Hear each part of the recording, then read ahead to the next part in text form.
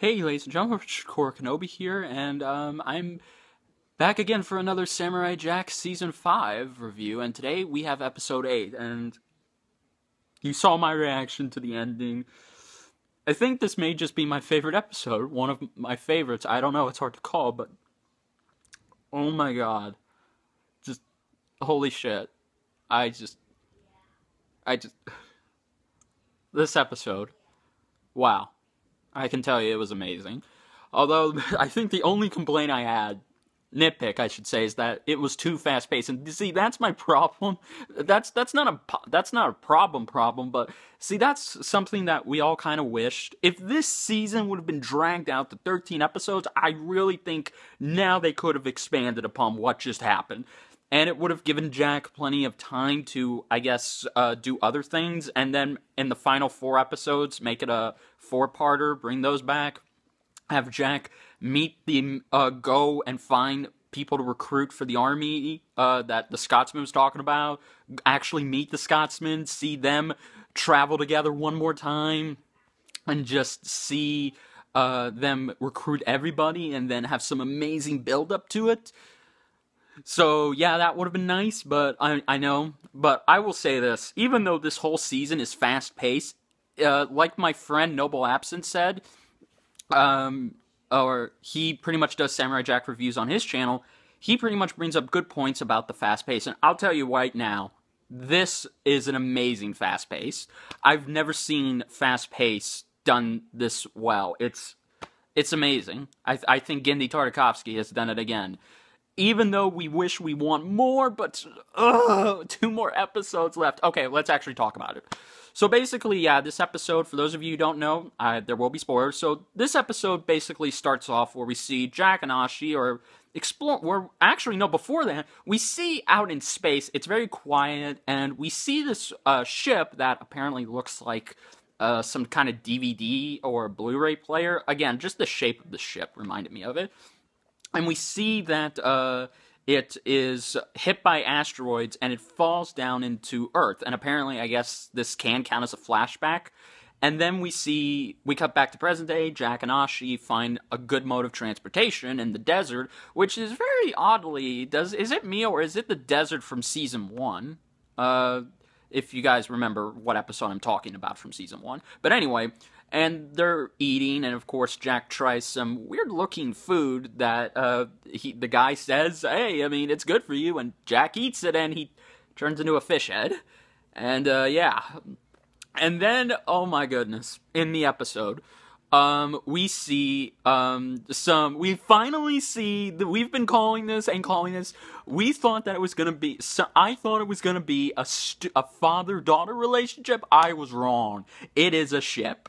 It's a ship, and oh my god, now we're getting it. Now we are getting it. We basically see like romantic hijinks suits. Like they're getting like these tigers, green tigers, are crowding up this giant camel, and that they are crowding them up to where they're close. Ashi and Jack are close together, and then they of course stumble. They like whenever you are when you're in that situation, you know what I'm talking about. I don't need to explain it.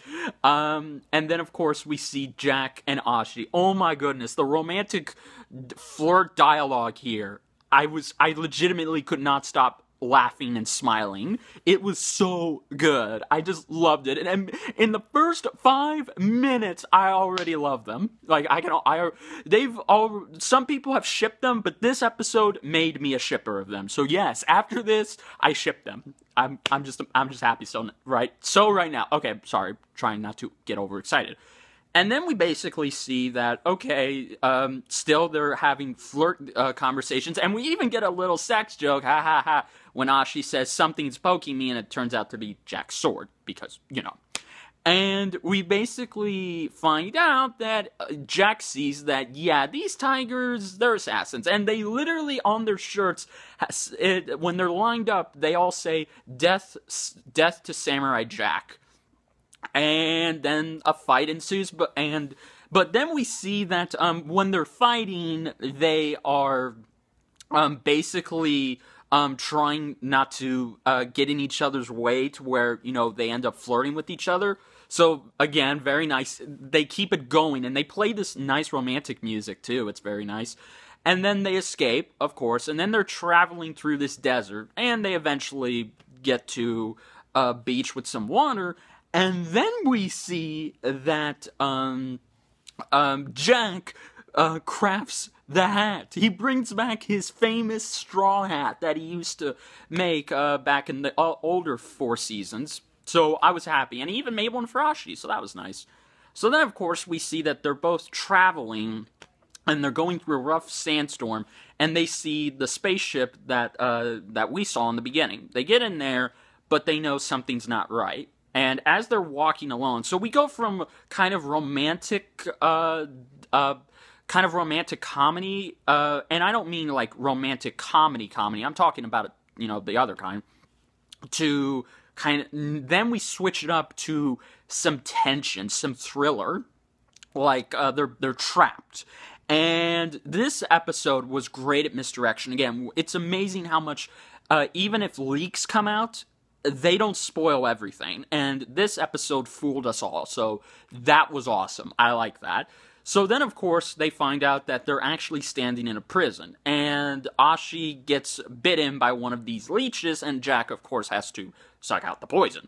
And then they're traveling along, they're trying to figure out how do they get out, they're lost, and then they finally see this creature, I forget what it's called, I apologize, and apparently the leeches can combine to form this single entity creature that has the power to regenerate. So they're trying to run from it while taking some of it down, but it's no use. Jack uses his sword. Ashi picks up shards of glass that are conveniently shaped like shurikens, throws it at the creature, but no effect. Then they find their way into this war room, into this gun room with all of these weapons, and Jack finds a transmission that explains that, the computer tells them, okay, there's been a breach, and the computer tells Jack what this creature is, what its powers are, and it tells him how to defeat him and how to kill him, and it is all by this device, but unfortunately Jack didn't catch the last part because Ashi accidentally fired a gun. So he knows what the creature can do, but he doesn't know how to, and he knows it can be taken down with this device, but he doesn't know how to activate it. So, of course, we see that Jack is trying to activate it. It's no good. He's just pressing buttons. Then he hands it to Ashi. She tries to activate it. No good. And we actually get this scene. Here's another fan service. And when I say fan service, I know okay, here's a fan service. So when I do it in air quotes, you know it's a nude scene. So yeah, Ashi gets stripped of her clothes, of her dress. And, of course, Jack even says, Ashi, you're naked, and he blushes, and it's so funny, and he, of course, gives her his gi, and, yeah, so, again, so funny. And then, just when it looks like they're about to be devoured, we get this nice little scene of them where I thought they were gonna kiss, and then, after he finally activates it, it shocks all of them, and kills them, all the creatures, they're dead, and then, of course, you all know, we see this moment where they're just huffing, like they're taking fast-paced breaths, and again, the way they were breathing almost makes it sound like they did just get done having sex.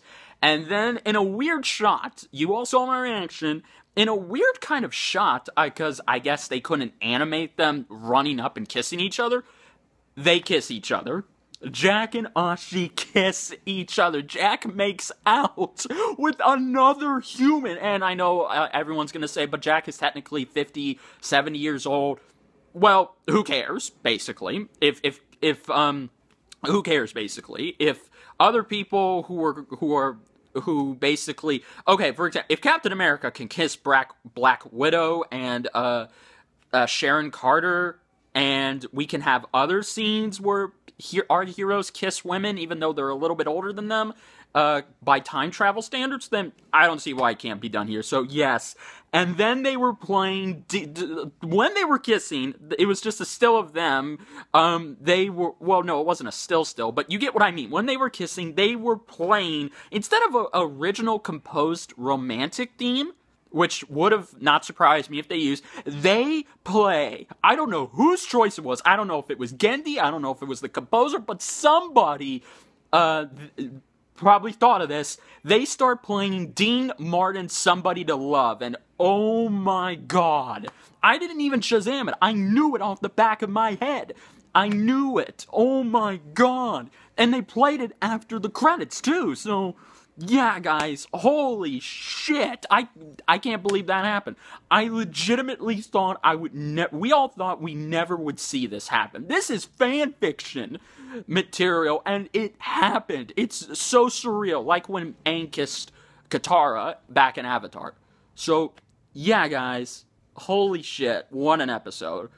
Again, other than some pacing, because again, I don't mind this season being fast-paced, but I wish it was dragged out just a little bit more so we can have more, but they have been building this up, so it's not like it's happening out of the blue. No, this has built up, and I at least like on how they approach this. Again, I need to see why they have a connection, so...